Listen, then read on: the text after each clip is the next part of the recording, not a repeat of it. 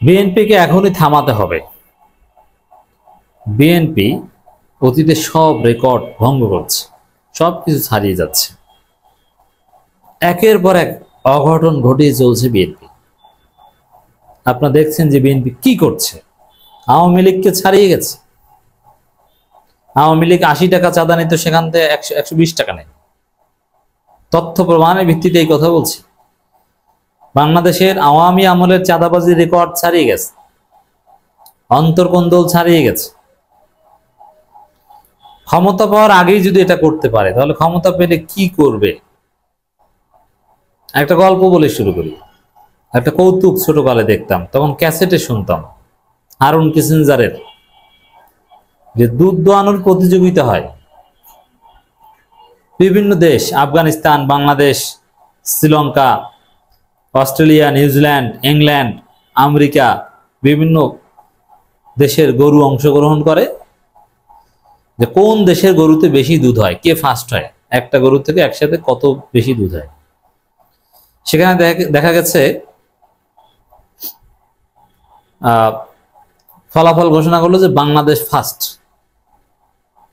সবাই আশ্চর্য, ব্যাপারটা কি? জিজ্ঞেস করা হলো যে বাংলাদেশের গরু থেকে কত কেজি দুধ হয়েছে? 2 কেজি। যে 2 কেজি নিয়ে ফার্স্ট বাংলাদেশ, ফার্স্ট প্রাইজ পেয়েছে, পুরস্কার দেওয়া হয়েছে।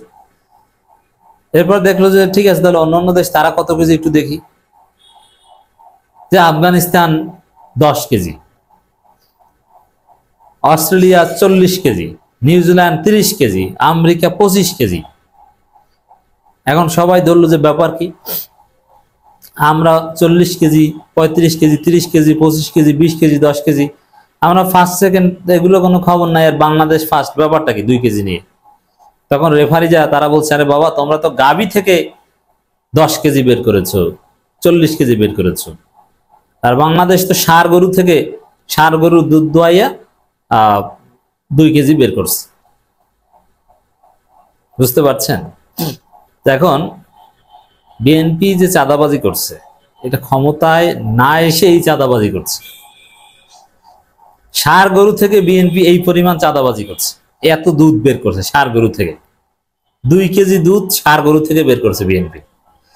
তাহলে এই বিএনপির কাছে যদি অস্ট্রেলিয়ান বিশাল গাভী দেওয়া হয়, তাহলে অস্ট্রেলিয়ানরা যে গাভী থেকে দুধ দহন করে 40 কেজি বের করে, বিএনপির লোকজনের কাছে ওই দুধ দহন করতে দিলে তারা 400 কেজি বের করে ফেলবে।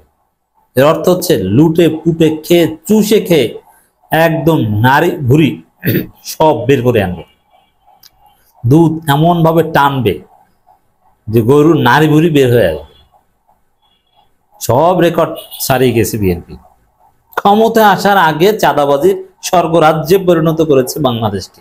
আপনি চিন্তা করেন, আর সেই দলকে আপনার ক্ষমতা আসতে দিবেন? তো দর্শক, ধর্মীয় আকাম, ফৌজদারি অপরাধ সব করছে। এরা এখন অস্থির হয়ে পড়েছে, এদের মানসিক স্থিরতা নেই। এটা পতনের আলামত। কেউ জিভ কেটে ফেলতে চায়, কেউ জিভ টেনে ফেলতে চায়, ধানের শীষের বিরুদ্ধে বললে জিভ কেটে ফেলতে চায়, জিভ কেটে কালা কুত্তাকে খাওয়াইতে চায়। বুঝতে পারছেন এরা কোথায় চলে গেছে? এবং দাঁড়িপাল্লাকে ভোট দিলে তাকে হত্যা করতে হবে, সে যেন বাড়ি যেতে না পারে। আর ফৌজু পাগলারা কি করছে সেটা তো দেখছেন, যে এনসিপি নেতাদের বিরুদ্ধে ন্যারেটিভ নির্মাণ করছে, 500-700 মানুষ হত্যা করছে, মানে এদেরকে ভবিষ্যতে পুলিশ হত্যার মামলায় আসামি করে ফাঁসি দেওয়া হবে। এই বিএনপি করবে। ফৌজু পাগলারা সেই ন্যারেটিভ স্থাপন করছে তারেক রহমানের নির্দেশে। এটা তারেক রহমান নির্দেশ না থাকলে তারেক রহমান ফৌজু পাগলাকে বহিষ্কার করত।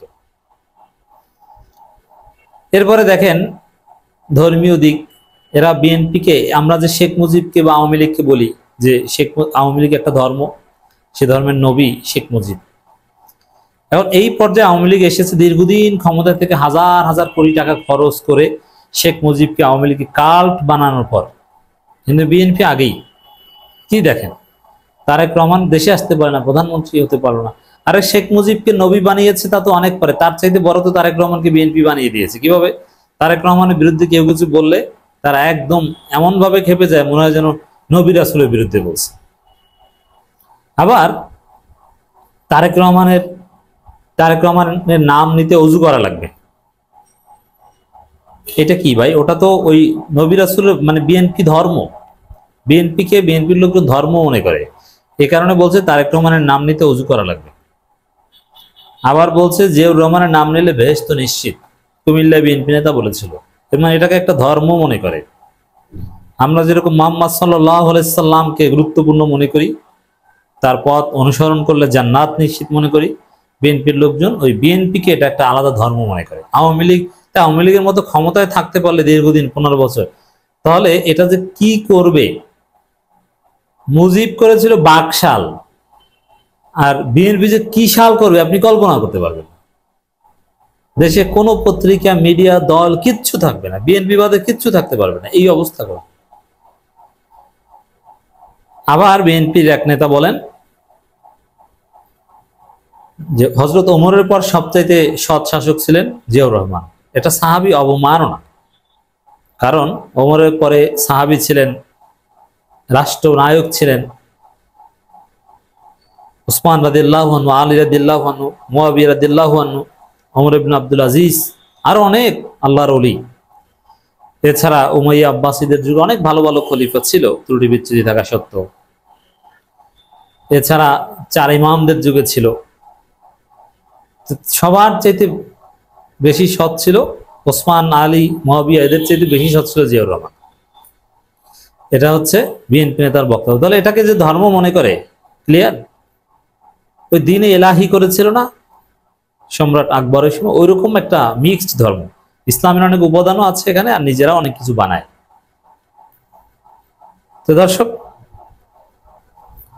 এরকমই ধারাবাহিক আরেকটা বক্তব্য, আল্লাহ ছাড়া কেউ ধানের শীষকে রুখতে পারবে না, জয়নুল আবেদিন ফারুক। মানে আমার মনে হয় বলবেন করে যে আল্লাহ ধানের শীষকে রুখতে পারবে না, নাউজুবিল্লাহ। তা আল্লাহ ছাড়া কেউ ধানের শীষকে রুখতে পারবে না কেন ভাই? এটা কি কোনো ধর্ম যেটা আল্লাহর ফয়সালা? একটা রাজনৈতিক দল, তো সেটা কিভাবে বলছে দেখেন, ধর্মীয় ভাবে কিভাবে এটাকে উপস্থাপন করেছে, আল্লাহ ছাড়া কেউ এটাকে রুখতে পারবে না, মানে এটা আল্লাহ কবুল করেছে। আবার আর এক বিএনপি নেতা বলছে বিএনপি 250 সিট পাবে, সামনে নির্বাচনে 250 সিট নিয়ে ক্ষমতা আসবে। মানে এগুলো কি হচ্ছে? এক কথা যদি বলি, এই বিএনপি এখনই থামাতে হবে, নইলে আওয়ামী লীগ তো 15 বছর পর একটা ধর্ম বানিয়েছিল, মুজিবকে কাল বানিয়েছিল। এটা ক্ষমতায় আসার আগেই তারেক রহমান সম্পর্কে প্রধানমন্ত্রী হলে একটা কথা বললে আপনার কল্লা থাকবে না। যেমন আমাদের নবীর বিরুদ্ধে বললে আমরা তাকে কোনো ছাড় দিতে রাজি নেই, ওইরকম তারেক রহমানের বিরুদ্ধে বললে আপনার কল্লা থাকবে না। এই বিএনপিকে এখনই থামাতে হবে, ক্ষমতা আসার আগেই আমাদের অনেক হিসাব নিকাশ চুকাতে হবে। এত সহজে বিএনপিকে ব্লাঙ্ক চেক দেওয়া যাবে না। এই বিএনপি একটা ধর্ম হয়ে উঠছে, দ্বীন ইলাহির মতো একটা ধর্ম হয়ে উঠছে।